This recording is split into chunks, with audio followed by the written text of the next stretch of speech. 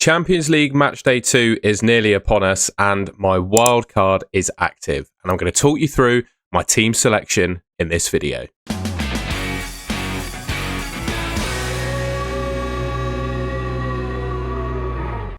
I'm going to use some projections to help me build this team. This stuff is from FPL Schaden. I haven't worked out how to pronounce it yet. I'll leave a link to them in the description below. They've got a Patreon page with much more detailed stats around player, goal scoring odds, etc., which I really recommend you check out.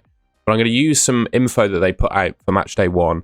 This is dated the 15th of September. We haven't got any new info yet, but I thought it would still be relevant to share this because I don't think it's going to be too far off helping you guide a decision for match day 2.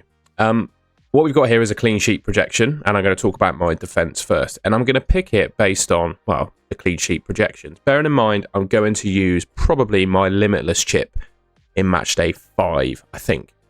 What we're looking at here then is a ranking across the total of all the match days, basically. Arsenal are the number 1 team.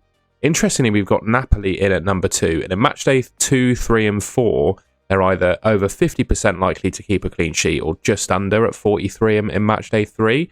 So I think it basically says Arsenal are the best defence in the competition. Probably want to get some Arsenal defenders. And Napoli, well, according to these clean sheet projections, are the second best defence in the competition. And that suggests to me, looking at the prices of some of these Napoli defenders, they're quite cheap. So there's some good value to be found in Napoli. Liverpool third, although having watched them in the Premier League as I do, I'm not all that sold on them. Bayern, 2 and 3, they got good projections, but then match day 4 is tough. Chelsea are up there, Inter, Bilbao up there as well. But I think the main takeaway from this for me, and you got Real Madrid for 2 and 3 pretty good as well. The main takeaway from this for me, we're just purely looking at Arsenal and Napoli. Quite like the look of the two of them. So that's led me to picking this defence. So we've got Gabriel and Calafiori.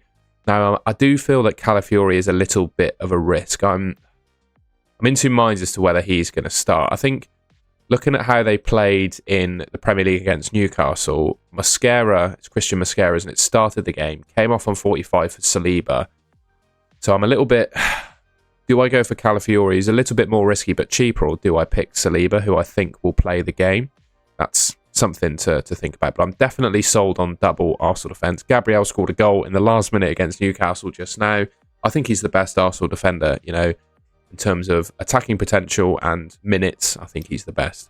I've gone for Spinazzola from Napoli, purely because I have an affinity to him. Remember owning him in Euro fantasy games in the past and him being really good from an attacking point of view. And also, of course, Napoli having good clean sheet odds. Alongside him from Napoli, I've gone for Milinkovic-Savic because, well, he played the Man City game. I think he's the first choice Napoli goalkeeper. Correct me if I'm mistaken. And I just quite like him as an option. He's 4 million. I think with the odds that Napoli have, why would you not pick him? I've gone for Dean Howson as well from Madrid. I think he's probably going to start for Real Madrid, and Kairat Almaty, the game that they've got in match day 2, is just a ridiculous fixture. So I want to be tripled up on Real Madrid, even if I don't stick with triple Real Madrid throughout the full competition. I want to make sure I have some coverage, so I've gone for Howson. And then Dan Burn, go back to the clean sheet odds. They don't necessarily, they don't necessarily are on top for every single game week, but looking at 2, 3, 4 in particular, the Newcastle clean sheet odds look pretty good. And I think Dan Burn's going to be fairly nailed. And I've got a feeling, I just have a feeling he does something from a set piece. Chevalier's in there because, well, I know they've got Barcelona, but I just think at 4.5 million for the PSG goalkeeper, you might as well go for it. So yeah, that's my defence as things stand. With that caveat, I think, around Calafiori. And am I 100% on Milinkovic-Savic starting? Not necessarily. So there's a couple of things there to think about. So then we'll do the same model, but for goal projections. And looking at game week 2 onwards, obviously this shows game week 1 and etc. Two teams really stand out to me in match day 2, right? We've got Bayern Munich and Real Madrid. And then in match day 3, the odds go up for Barcelona, down for Real Madrid, and up again for Bayern Munich.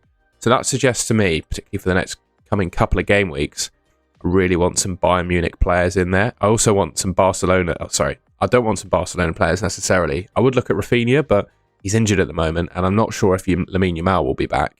Real Madrid, I want to get all on board on Real Madrid for match day 2 with their game against Kairat Almaty. So looking at the match day 2 fixtures, those are the two teams that I'm really pulling out that I want to pick from. You've got Chelsea there as well. Enzo Fernandez looks pretty good for them, to be fair. But that's just one thing to think about, I suppose, is Enzo Fernandez for Chelsea as well. He's not in my draft, but I could be going for him too. So bear that in mind when you look at my midfield. What I've done is I've picked Elise and Vinicius. I like the thought of going for Vinicius. I know he didn't start in matchday 1. Got a feeling he probably does in matchday 2. We'll hold out and see. I'll probably just go for Arda Güler, something like that, if we get news that he isn't starting. But the good thing about this position here is it leaves a placeholder to get a Barcelona player in next week. So we look at how the goal odds change. So Real Madrid, well, for matchday 3 at least, it's not necessarily next week. For matchday 3, Real Madrid's goal odds go to 1.64. I'm using my mouse so you can't see it. And Barcelona goes up to 2.26. So I think a straight swap between Vinicius to Rafinha could be a good play. So that's why I've gone for Vinicius. I think he's the second best Real Madrid attacker. You can probably guess who I think the best one is. Now I've gone for Elise as well. In my mind, he's the best Bayern Munich midfielder. And for the next couple of weeks, their goal odds are really good. I'll keep flicking between these two to sort of back up my picks. Outside of that, I'm still a little bit unsure about Yildiz of Juventus. He's a bit of a wonder kid for them. And I think Villarreal away, it's not the best fixture, but I just fancy him, to be honest, to do well. Akliouche, I think, at 5 million for Monaco. I know he's got Man City as his fixture, but he's just dirt cheap at that price point. And I just quite like him because he enables you to get other players in those positions. But maybe instead of Yildiz, I could make way for someone like Enzo Fernandez. I've gone for Çalhanoğlu as well in my midfield because I think he's just all over the Inter set pieces. We're just going to try and find Inter Milan on the projections list. Bear with. Here they are.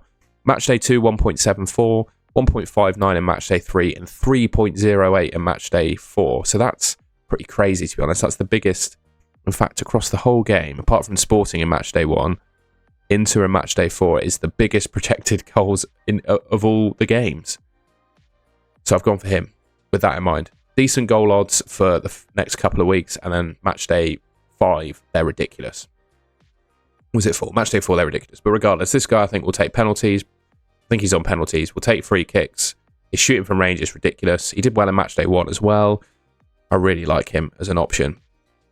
Having that in midfield then allows me to just pick the big 3 up front. And I'm going to go back to the goal odds.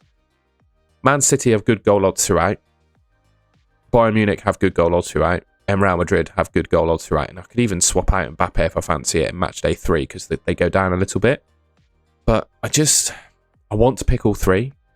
I just think Harry Kane's form for Bayern Munich this season has been outrageous. And I want him in my team. Haaland has been really good for Man City, and I want him in my team. And the goal for fixture between Real Madrid and Kairat Almaty is outrageous, and I want Mbappe in my team as well. The only thing I'll consider, and the worry that I have, is obviously rotation. Given the golf in certainly the Real Madrid and Barcelona games, if there was ever an opportunity to give Harry Kane or Mbappe a rest, maybe even Vinicius as well, it could be those games. So I'll be watching intently to see if we get any team leaks for these two teams. But all in all, I'm pretty comfortable with that team. I'll just show you a different view where that leaves me financially. So I've got 0.5 in the bank here, obviously unlimited transfers because I'm on my wildcard. So there could be 1 or 2 players that get replaced here. I'm not necessarily 100% nailed on this team selection yet, and I'll definitely post my team before the deadline. But I think we're pretty much there. You know, looking at those projections, I think I'm going to have the big 3 up front. I think I'm going to be doubled up on the Arsenal defence. I want Elise and some Madrid attack coverage, but then I'm obviously a little bit worried about potential rotation, so that's something to bear in mind. My defence is full of 4.5 million defenders, right? But they've all got good clean sheet odds. I think they've all got good chance of starting, and I think there are so many pickable 4.5 million defenders in the game that you don't think you need to pick the premium defenders. That's just my view. Obviously you can, but I think I'd much rather spend the rest of my money on the attack. So yeah, that's how we're looking. Let me know what you think of it in the comments. All right, well, that's the end of the video. I never claimed to be a Champions League expert. This is my first year playing the game, so I know the rules of the game because I played Euros Fantasy before and get the rules. It's just learning the European players and the best ways to play this game. I'm still a little bit green on, so if you've got any advice for me, let me know in the comments. But I think that's a pretty respectable team selection, I'll be honest. And I've done it based on betting data and projection models. And yeah, I think it makes sense with the players that I've gone for. So if you like the video, please leave me a like rating. And if you want to see more from me, subscribe to the Golden Goal channel. Should be just there on your screen. And yeah, thanks for watching. I'll see you in the next one.